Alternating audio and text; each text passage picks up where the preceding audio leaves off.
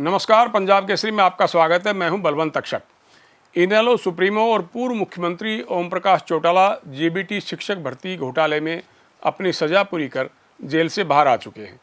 Jail से बाहर आने के बाद इनेलो कार्यकर्ताओं में जोश है और चौटाला पार्टी को फिर से हरियाणा में खड़ा करने की कोशिशों में जुट गए हैं। ऐसी भी चर्चाएं हैं कि वे एलनाबाद विधानसभा उपचुनाव में मैदान में उतर सकते हैं। क्या पूर्व मुख्यमंत्री ओम प्रकाश चौटाला एलनाबाद उपचुनाव में अपनी किस्मत आजमाएंगे? आइए देखते हैं क्या कह रहे हैं इनेलो के प्रधान महासचिव अभय सिंह चौटाला। मैंने तो उनकी गैर मौजूदगी में उनकी जो सीट थी, उनकी जो जगह थी, लोगों का जो विश्वास भरोसा उन पे था, मैंने तो उनकी गैर मौजूदगी में उस विश्वास को बना के रखा है। टूटने नहीं। कोई लीगल हिट हो सकती है। एक चीफ मिनिस्टर को 13 महीने, सजा 5 वर्ष की थी, कंडीशन ये 6 वर्ष की थी। सिक्किम का जो चीफ मिनिस्टर उसकी 13 महीने, जब तक सजा को मतलब 6 साल बड़ी कंडीशन को 13 महीने देते, 4 साल 9 महीने पहले, 11 महीने पहले उनको अनुमति दे दी। अगर उनको दे दी गई तो फिर चौटाला साहब वाले में कोई पाबंदी नहीं होनी चाहिए, क्योंकि कानून तो सबके लिए एक है। कानून कोई अलग अलग नहीं है। अपील भी करेंगे। अपने जो लीगल सेल के लोग हैं, हमारे साथी हैं, उनके जिम्मे इस काम को लगाया हमने कहा कि आप इसको अच्छी तरह से स्टडी करो और जो जो अब तक के फैसले इसके सबके इलेक्शन कमीशन के हैं उन सबको देखो। उसके बाद इलेक्शन कमीशन में जरूर जाएंगे और इलेक्शन कमीशन से ही मुझे लगता है कि सारा ठीक होना चाहिए। अगर कोई दिक्कत होगी तो कोर्ट भी जा सकते। किसी मामले में सजा याफ्ता पॉलिटिशियन अपनी सजा पूरी करने के 6 साल तक कोई चुनाव नहीं लड़ सकता, लेकिन ऐसी चर्चाएं हैं कि चौटाला साहब एलनाबाद उपचुनाव में मैदान में उतरेंगे। आज इसी मुद्दे पर हम बातचीत करेंगे हरियाणा सरकार में एडिशनल एडवोकेट जनरल रहे रविंदर सिंह ढुल से। इनके पिता भी 2 बार जुलाना विधानसभा क्षेत्र से विधायक रह चुके हैं, कानून के अच्छे जानकार हैं। ढुल साहब, आपका स्वागत है। जी धन्यवाद। ऐसी चर्चाएं हैं कि ओम प्रकाश चौटाला साहब विधानसभा चुनाव लड़ना चाहते हैं, आप क्या कहेंगे? जी देखिए, जिस प्रकार की मीडिया में चर्चाएं हैं उसमें तो ऐसा लगता है कि चौधरी साहब इलेक्शन लड़ना चाहते हैं। अभी अभय सिंह चौटाला, जिन्होंने एलनाबाद सीट खाली की थी किसान आंदोलन के समर्थन में केंद्र के कृषि कानूनों के खिलाफ, उन्होंने चौटाला साहब की रिहाई पर यह कहा है कि हम चौटाला साहब को एलनाबाद उपचुनाव में मैदान में उतारेंगे, क्योंकि ये उनकी परंपरागत सीट रही है। अब वो जेल से बाहर आ चुके हैं और एलनाबाद में वो इनेलो के उम्मीदवार होंगे। आपको क्या लगता है? देखिए, जहाँ तक बात उनकी परंपरागत सीट की है तो बिल्कुल सही है, ठीक कहा है उन्होंने, लेकिन वो चुनाव लड़ पाएंगे या नहीं लड़ पाएंगे इस जगह पे मेरा बिल्कुल पूरी तरह से मैं संचित हूँ, क्योंकि जिस प्रकार का कानून है मुझे नहीं लगता कि उपचुनाव वो लड़ पाएंगे। उन्होंने कहा है अभय सिंह चौटाला जी ने, और 5 वकीलों ने चुनाव आयोग के समक्ष एक अर्जी दायर की है और उनका ये भी कहना है कि चुनाव आयोग के तीनों सदस्य इस बात के लिए सक्षम हैं कि वे किसी की सजा के बाद चुनाव लड़ने की 6 साल की अवधि को ख़त्म भी कर सकते हैं और उस अवधि को घटा भी सकते हैं। आपको लगता है कि उनकी इस अर्जी पर चुनाव आयोग उनको चुनाव लड़ने की इजाज़त दे देगा? देखिए, यदि मैं प्रेसिडेंट की बात करूं, यानी कि पहले इतिहास में इस प्रकार का कार्य हुआ है या नहीं हुआ है जी, तो निश्चित तौर पे एक रिसेंट प्रेसिडेंट जो है सिक्किम के मुख्यमंत्री का हमारे सामने आता है, जहां पर घटाया गया था उनका जो पोस्ट कन्विक्शन पीरियड जो है चुनाव ना लड़ने वाला। तो उसके बाद में यदि मैं उसको अलग से मेरिट के ऊपर एग्जामिन करूँ तो मेरिट तो केसेस की एक जैसी है, को बहुत ज़्यादा सारा उसमें फ़र्क नहीं है जी। और दूसरी बात ये है कि प्रिवेंशन ऑफ जो आपका रिप्रेजेंटेशन ऑफ पब्लिक जो एक्ट है उसकी धारा 11 के तहत जो है अपील करने का अधिकार जरूर है चौधरी ओम प्रकाश चौटाला के पास, और उसकी अपील को 3 मेंबरीय जो कमेटी है इलेक्शन कमीशन की, जो भी वहाँ पे फॉर्म होगी वो उसको सुनने के लिए उसका अधिकार है। उन्होंने, अभय सिंह चौटाला जी ने यही कहा है कि हमने जो इलेक्शन कमीशन के सामने अपनी अर्जी दी है वो सिक्किम के मुख्यमंत्री को मिली छूट के आधार पर ही दी है। साथ ही उन्होंने ये भी कहा है कि देश में और कहाँ ऐसे क्या मामले सामने आए थे उनको भी हम क्लब करके इलेक्शन कमीशन के सामने रखेंगे। और उन्होंने ये भी उम्मीद जताई है ढुल साहब कि इलेक्शन कमीशन से उनको न्याय मिलेगा। देखिए, इलेक्शन कमीशन उन्हें न्याय देगा या नहीं देगा ये तो समय की बात है मनोज जी, लेकिन जो इसके अंदर मेरिट को भी यदि आप एग्जामिन करेंगे तो 10 साल की सज़ा यहाँ पर हुई थी। चौटाला साहब को सज़ा पूरी करके बाहर आए हैं। कानून क्या कहता है, कानून में तो लिखा हुआ है जी, कानून में तो निश्चित तौर पे लिखा हुआ है कि अपील कर सकते हैं, अपील को सुनने का अधिकार इलेक्शन कमीशन के पास है, पहली बात।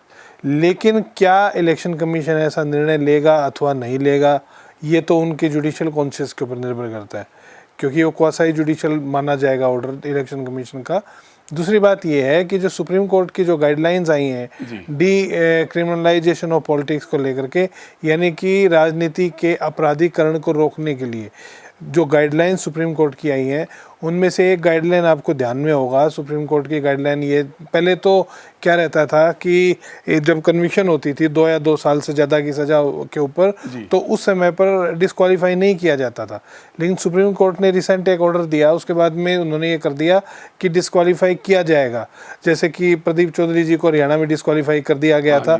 वो बात अलग है कि डिस्क्वालीफिकेशन के लिए कोई पिटीशन नहीं लगी थी, बिना पिटीशन के डिस्क्वालीफाई कर दिया, लेकिन जब तक वो कोर्ट से स्टे नहीं लेकर के आए वो डिस्क्वालीफाई रहे। तो ऐसे ही अब सुप्रीम कोर्ट ने कानून के अंदर बहुत सारे बदलाव भी इस मामले में किए हैं। और दूसरी बात हमको जो देखने वाली होगी कि कोई भी फैसला जो इलेक्शन कमीशन को लेना होगा वो सुप्रीम कोर्ट की जजमेंट्स को देखते हुए, जो अपराधीकरण को रोकने वाली उन जजमेंट्स को देखते हुए ही लेना होगा। ढोल साहब, मैं ये और जानना चाह रहा हूँ कि ये धारा 11 क्या है और इसमें क्या प्रावधान है, आप थोड़े से हमारे दर्शकों को बता दीजिए। जी देखिए, धारा पहले 11 से पहले हमें 8 को समझना होगा। धारा 8 ये कहती है कि यदि कोई व्यक्ति 2 या 2 साल की अधिक किसी को सज़ा होती है तो सज़ा का पीरियड पूरा करने के बाद में 6 साल तक वो किसी भी तरह का चुनाव लड़ने के लिए डिस्क्वालीफाई है।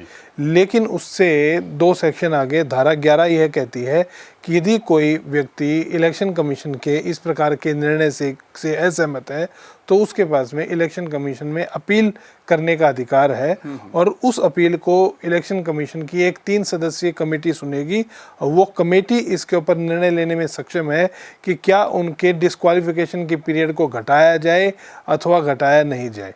लेकिन यहाँ पर जैसे मैं आपको बता रहा हूँ कि एलनाबाद उपचुनाव बहुत पास है, तो यदि हम घटाने की भी बात करते हैं तो मुझे नहीं लगता कि इलेक्शन कमीशन इतना घटा पाएगा कि 6 साल के पूरे पीरियड को कम करके उसे 1 या 1.5 महीने तक छोड़ दे। ऐसा मुझे नहीं लगता, इसलिए मुझे नहीं पूरी तरह से संशय है कि वो एलनाबाद उपचुनाव लड़ पाएंगे। मैं यही सवाल पूछना चाह रहा था आपसे कि एलनाबाद सीट को खाली हुए 6 महीने से ज़्यादा का वक्त हो गया है और शायद कोविड संक्रमण के चलते बाई इलेक्शन अभी नहीं हो पाया। ऐसी संभावनाएं व्यक्त की जा रही हैं कि शायद सितंबर में दूसरी जगह जो बाई इलेक्शन होंगे उसके साथ ही एलनाबाद का भी होगा। तो क्या इलेक्शन कमीशन इस अर्जी पर सितंबर से पहले सुनवाई करके कोई फैसला दे सकता है? मुझे लगता नहीं, फ्रैंकली स्पीकिंग। कारण ये है कि इलेक्शन कमीशन की कोई ऐसी, पहली बात तो हमको समझना चाहिए कि ऐसी कोई कमेटी नहीं होती है। जब अर्जी लगेगी, ये हमारी जानकारी में नहीं है कि अर्जी लगी है अथवा नहीं लगी है, पहली बात तो हमको समझे। जब अर्जी लगेगी तो उसके बाद में चुनाव आयोग जो है इस मामले में कमेटी का कॉन्स्टिट्यूशन करेगा। कॉन्स्टिट्यूशन का भी प्रोसेस है, उसके बाद सुनवाई आरंभ होगी, सुनवाई का भी प्रोसेस है, क्योंकि ये एक प्रकार से जुडिशियल ऑर्डर है। कारण ये है कि कानून के अंदर प्रावधान दिया गया है अपील को अपील की तरह सुना जा सकता है। तो जुडिशियल ऑर्डर को पास करने के लिए 2 महीने का या 1.5 महीने का समय बहुत कम है। यदि हम बात करते हैं सितंबर में उपचुनाव होगा तो अगस्त के अंदर तो आचार संहिता लग जाएगी, जुलाई के अंदर पहले बैठे हुए हैं, 1 महीने के अंदर मुझे कतई भी नहीं लगता कि सारा प्रोसेस कंप्लीट हो सकता है। तो हम अगर ये माने कि सितंबर तक या एलनाबाद उपचुनाव तक इलेक्शन कमीशन कोई फैसला नहीं देता है, और अगर देता है और उनकी अर्जी पर उनके मुताबिक फैसला नहीं आता, इनेलो नेताओं के मुताबिक, तो अभय सिंह चौटाला जी ने ये कहा है कि हम इलेक्शन कमीशन से अगर राहत नहीं मिले तो सुप्रीम कोर्ट में जाएंगे। सुप्रीम कोर्ट में क्या होगा क्या नहीं होगा ये तो हम नहीं कह सकते, लेकिन संभावनाएं तो आप कानून के जानकार के नाते व्यक्त कर सकते हैं कि अदालत से उनको राहत मिलने की कितनी संभावना है। देखिए, मैं वही बात कर रहा हूँ क्योंकि सिक्किम के मुख्यमंत्री वाला मामला जो है वो कहीं ना कहीं, ऐसा हमको भी पता है कि इस प्रकार की चीज़ों में पॉलिटिकल इन्फ्लुएंस होता ही है आमतौर पर। यदि हम कानूनी पक्ष की बात करें तो यदि इलेक्शन कमीशन से उनको राहत नहीं मिलती है तो सुप्रीम कोर्ट ने वो हाई कोर्ट जाएंगे। पहली बात, हाई कोर्ट, क्योंकि दिल्ली में है इलेक्शन कमीशन, तो ऐसे में दिल्ली हाई कोर्ट जाएंगे और दिल्ली हाई कोर्ट से उनको ऑर्डर नहीं मिलता है तो वो सुप्रीम कोर्ट जाएंगे। मैं फिर कह रहा हूँ कि सुप्रीम कोर्ट की संवैधानिक पीठ जो है अपराधीकरण के ऊपर रोकने के लिए जिस प्रकार के सुप्रीम कोर्ट ने सख्त फैसले दिए हैं रिसेंट टाइम्स में, उन फैसलों को देखते हुए मुझे बिल्कुल भी नहीं लगता कि इतनी जल्दी इस प्रकार का कोई फैसला होने की उम्मीद है। ढुल साहब, पंजाब केसरी से बातचीत के लिए शुक्रिया। धन्यवाद। तो ये थे हरियाणा सरकार में एडिशनल एडवोकेट जनरल रहे रविंदर सिंह ढुल, जिनका ये मानना है कि ऐलनाबाद उपचुनाव से पहले इलेक्शन कमीशन ओम प्रकाश चौटाला की अर्जी पर कोई फैसला दे पाएगा, इसकी संभावनाएं कम हैं। पंजाब केसरी के लिए कैमरामैन अमनदीप सिंह के साथ बलवंत तक्षक, चंडीगढ़।